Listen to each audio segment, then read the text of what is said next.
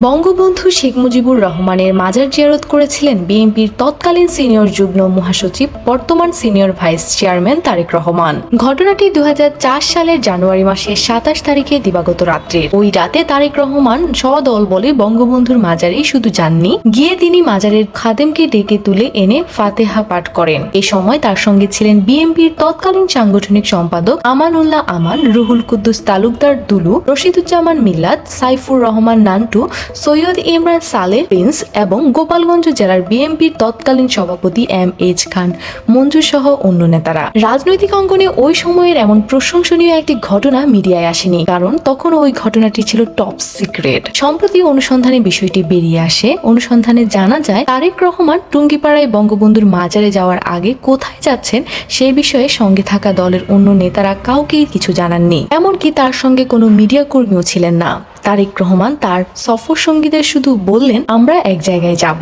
সফর সঙ্গীরা হঠাৎ করে দেখতে পেলেন গাড়ি বহর গিয়ে থেমেছে বঙ্গবন্ধুর মাজার গেটে। তারপর তিনি হেঁটে মাজারের ভিতরে প্রবেশ করলেন, ডাকলেন মাজারের খাদেমকে, তারপর ফাতেহা পাঠ, দোয়া দরুদ পড়লেন। এরই মধ্যে স্থানীয় নারী পুরুষরা উপস্থিত হতে থাকলেন। দোয়া শেষে তারেক রহমান তাদের সঙ্গেও কথা বললেন। অনুসন্ধানে তারেক রহমানের সদল বলে বঙ্গবন্ধুর মাজার জিয়ারতে যাওয়ার সত্যতা নিশ্চিত হওয়া গেছে। এই সফরের সঙ্গী একাধিক বিএনপি নেতা বিষয়টি নিশ্চিত করে বলেন তারা কেউই জানতেন না বঙ্গবন্ধুর মাজারে জিয়ারতের বিষয়টি, পুরোটাই গোপন রাখা হয়েছিল। শুধু তারেক রহমানের একজন ব্যক্তিগত স্টাফ এবং গোপালগঞ্জের স্থানীয় বিএনপি নেতাদের কয়েকজন সেটা আগে থেকে জানতেন। অনুসন্ধানে জানা গেছে 2004 সালে 27 জানুয়ারি গোপালগঞ্জ জেলার বিএনপির ইউনিয়ন প্রতিনিধি সভায় যোগ দেন তারেক রহমান। সারাদিন দলীয় অনুষ্ঠান শেষে সন্ধ্যায় সার্কিট হাউসে যান তারেক রহমান।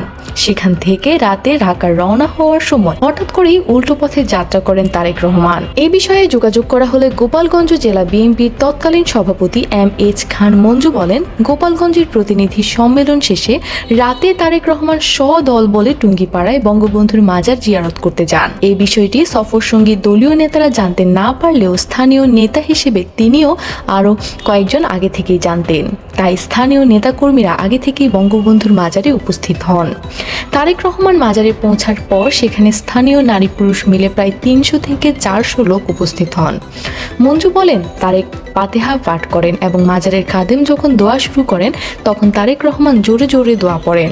সেখানে তিনি প্রায় 2 ঘন্টা অবস্থান করেছিলেন। ওই বিএনপি নেতা আরো বলেন বঙ্গবন্ধুর মাজার জিয়ারতের বিষয়ে স্থানীয় এবং সফরসঙ্গী দলীয় নেতারা প্রশ্ন করলে তারেক রহমান বলেন জাতির পিতা হিসেবে ওনাকে সম্মান ও শ্রদ্ধা জানাতে এসেছি। এম.এইচ মঞ্জু বলেন আমি মনে করি রাজনৈতিক নেতা হিসেবে তারেক রহমান বড় মনের পরিচয় দিয়েছেন। এলাকার মানুষও তার উপস্থিতিতে খুশি হয়েছে।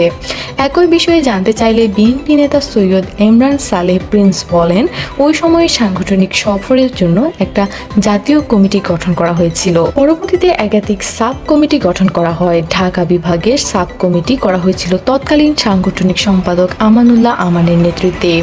আমিও ওই টিমের একজন সদস্য ছিলাম।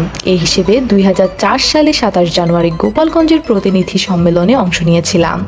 আমরা সারাদিন প্রতিনিধি সম্মেলন নিয়েই ব্যস্ত ছিলাম, কিন্তু ঘুণাক্ষরেও জানতে পারিনি বঙ্গবন্ধুর মাজার জিয়ারতের পরিকল্পনার বিষয়টি।